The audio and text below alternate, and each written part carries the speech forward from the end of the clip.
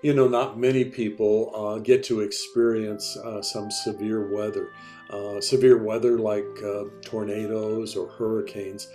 I've been fortunate, or maybe unfortunate, to actually go through both. When I was growing up as a little kid in Kansas City, we had a tornado. In fact, just as my dad had sold the house and we were planning up on moving to Illinois, a tornado came in and really wreaked havoc in our entire neighborhood. Wiped out the grocery store complex at the end of the block and destroyed homes across the street and next to us. Amazingly, our house was not touched. There was no real damage to our house there by the tornado in Kansas City.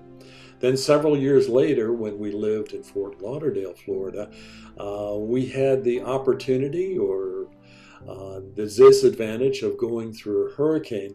At the time, we had a nice house up in the western area of Fort Lauderdale. The hurricane, Andrew, coming through, it actually hit south of Miami, so it hit south of us. So again, we were lucky that it didn't damage the house there in Fort Lauderdale. But it's still kind of a scary thing to go through some major weather things like a hurricane. We had to hunker down for a while. When I got out of the house, I was in the bedroom and then moved into the bathroom with the dogs kind of for safety. Meg or Mimi went up to her folks' place up in Clearwater near Tampa. Took both girls, Katie and Julie, just for safety.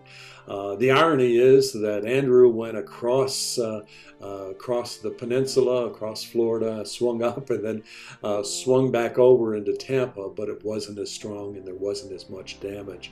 But it was interesting after it was all over. I got out of the house to kind of see if there was any damage. We really didn't have any damage to the house, but the amount of trees that were knocked down and blocking the streets, in fact, it was very difficult to drive around our neighborhood or any of the neighborhoods there in South Florida because of the damage that happened in Andrew.